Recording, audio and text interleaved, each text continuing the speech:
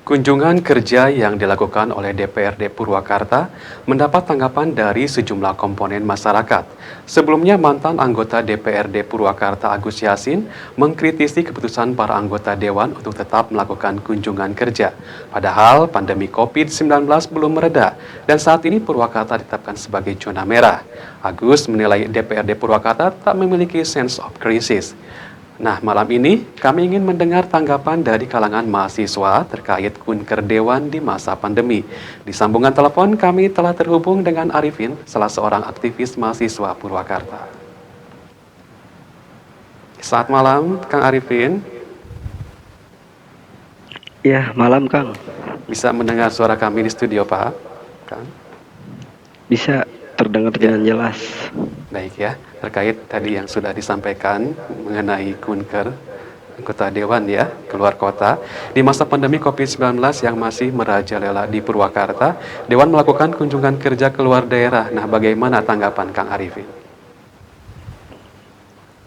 Pertama, saya coba kasih tanggapannya mengutip salah satu pemikir Indonesia bahwasanya seorang yang terpelajar itu harus adil sejak dalam pikiran. Artinya ketika anggota DPRD Kabupaten Purwakarta dalam masa pandemi ini melakukan kunjungan kerja, maka bagi saya tidak adil dalam hal tindakannya. Kenapa seperti itu? Karena bicara sekolah online, bicara kerja pun WFH, tapi kunjungan kerja masih dilakukan. Maka bagi saya seharusnya anggota dewan sebagai representasi rakyat harus pula melakukan sesuatu yang menjadi gebrakan inovasi atau visi ke depan yang lebih baik, yaitu kunjung kerja yang bersifat online juga. Dia itu konstruksi keadilan yang sifatnya objektif. Bagi saya begitu, Pak. Ya, sejauh ini ada sejumlah anggota dewan yang terpapar COVID-19. Malah ada yang meninggal dunia, tapi mereka tetap melakukan kunjungan kerja. Apakah Anda menilai DPRD membandel?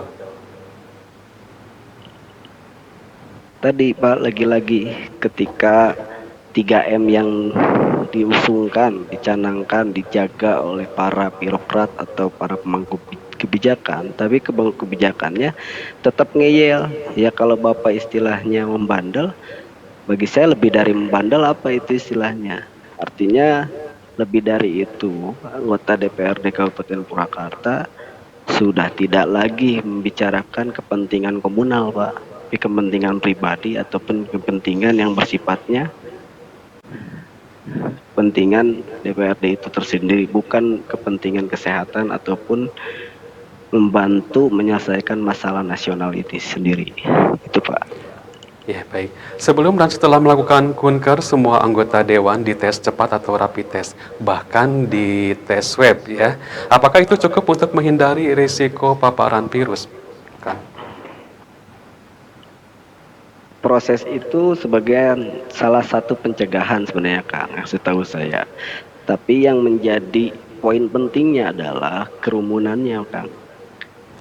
Nah artinya kalau kunjungan kerja bersifatnya tadi dikatakan keluar kota, di kota A sampai kota B dan yang lainnya lah.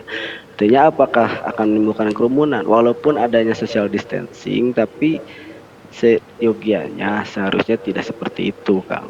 Artinya menghindarkan kerumunan lebih baik dalam pencegahannya. Begitu Kang.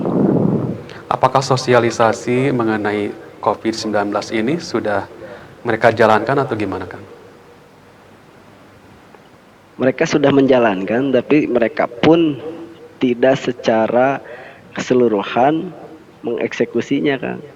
Desosialisasi menjalankan tapi tidak menindak juga, menindaklanjuti tindakan yang mana mereka katakan dalam sosialisasinya. Artinya tong kosong nyaring bunyinya Kang, kalau menurut saya. Ya, Anda sebagai aktivis mahasiswa Purwakarta, bagaimana kontribusi Anda mengenai hal ini, Kang? Pertama, perlu adanya penekanan lagi kontrak sosial dalam kondisi pandemi ini.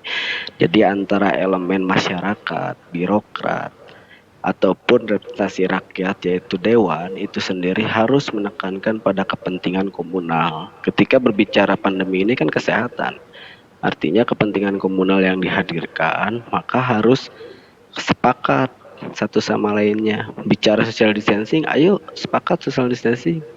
Tapi jangan sampai ini hanya suruhan, hanya larangan kepada masyarakat yang ada di bawah. Artinya saya pikir kontrak sosial pun harus menjadi tolak ukur yang penting bagi para pemangku kebijakan, begitupun dengan dewan itu sendiri, Bang. Maka menurut saya, nah, silakan ya. Baik, sosialisasi apa yang paling relevan, Kang? Sosialisasi mengenai pandemi itu sendiri yang paling relevan bagi saya bersifat kelompok per kelompok, Kang. Contoh misalnya Purwakarta 17 kecamatan, kenapa tidak dikelompokkan menjadi 5 kelompok misalnya tuh. Artinya ini kan lebih efektif dan efisien gitu kalau memang tidak mau capek para pemangku kebijakan dari Purwakarta itu sendiri. Paling begitu, Kang. Sosialisasi dari Baik, apakah Anda khawatir penyebaran COVID-19 ini ada klaster baru, yakni klaster dari wakil rakyat? Saya sedari awal kan sudah banyak mengkritik ketika para aparat melakukan sebuah tindakan-tindakan di luar dari pencegahan.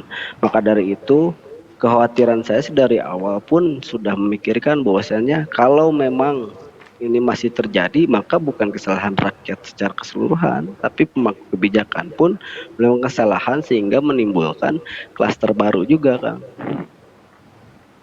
Ya, baik. Yang terakhir, Kang, apa saran Anda untuk para anggota Dewan dan Satgas Penanganan COVID-19 Kabupaten Purwakarta?